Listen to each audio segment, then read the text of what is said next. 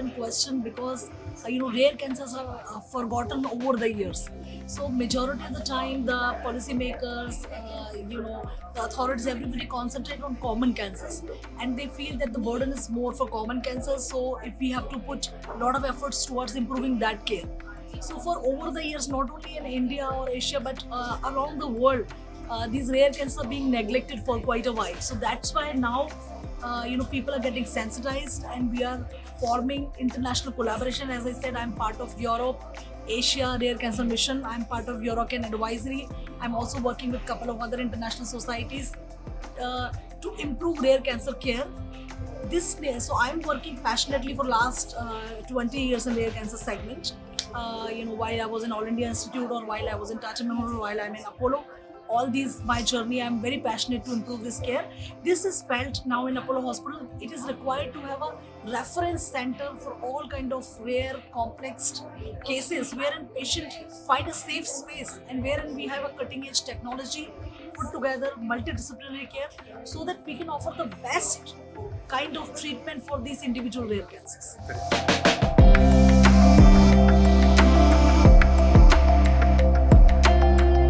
So see, in general, cancer symptoms can be like any painless lump, any abnormal fatigue, weakness, systemic symptoms like persistent fevers, cough, any blood per cough, vomiting, stools, urine, anything, or any kind of skin changes, moles which are changing characters.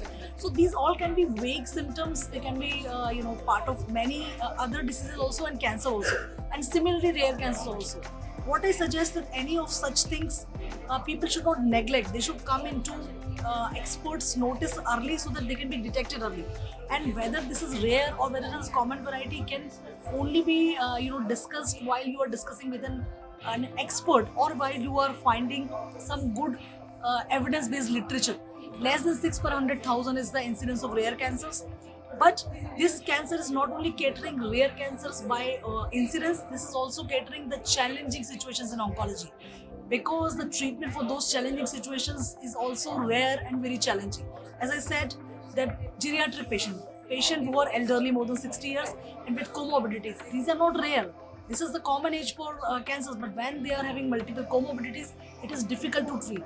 And if they do not reach to reference centers, the centers with expertise, many times they can be said that you cannot be offered treatment, or you can be offered very attenuated, very suboptimal treatment, where the chances of getting cured or become very very dismal. So that's why it makes sense to have a rare cancer and challenging situations handling for challenging situations clinic, wherein we can handle all these complex cases, all these rare cases, and all these complex cases where other people find it difficult to treat. For our countrymen, for our neighboring countries, we can offer one safe space, one clinic, one dedicated clinic, wherein we can treat all these difficult to treat cases.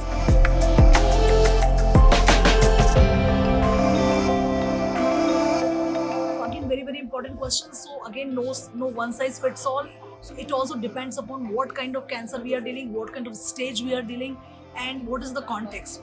For example, if I talk about rare cancer, and especially if they are advanced, they are metastatic, then there are only a handful of options are available. And after first line or one or two line exhaustion, there are hardly which is a standard.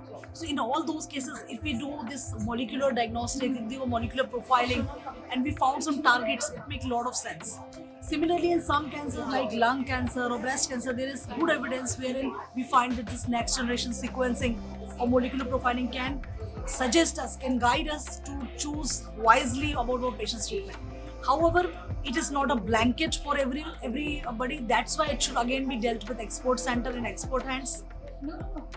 It should be very judiciously and wisely chosen, and it should be under molecular tumor boards, wherein the expertise from lab, the bioinformatic people, the lab people, authentic report, and then clinical and precision oncologists to interpret and then take a decision. Because at times, based on not very authentic reports, some people take decisions which may not be very useful for patients.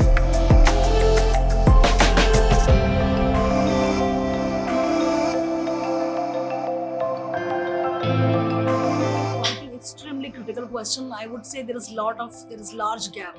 and we need to educate our primary care practitioners or our family physicians who are the first point of contact in majority of the cases, that they should refer in time. As I said, that if we detect well in time, there are highest chances of cure or offering them good treatment. So many times we also find that lung cancer being misdiagnosed as tuberculosis, and couple of months have passed, and then when patient presented to us, it's already upstage. So I think this inadvertent treatment, inadvertent trial should be minimized. We are making a lot of efforts from Apollo Hospital also, that we can educate family physicians, other practitioners, and I believe that media is having a very strong role. We are open-handed welcoming this effort. We can write stories, we can connect with them, but this awareness needs to be a campaign, national level campaign, so that the people are aware that when they should refer in time, when they should refer. Early referral is the key. I have done big studies in osteosarcoma, and I can share the papers also, wherein we found that many times when patient get in periphery, they get diagnosed and they get inadvertent treatment, their chances of survival become very different than if we diagnose first them in reference centers.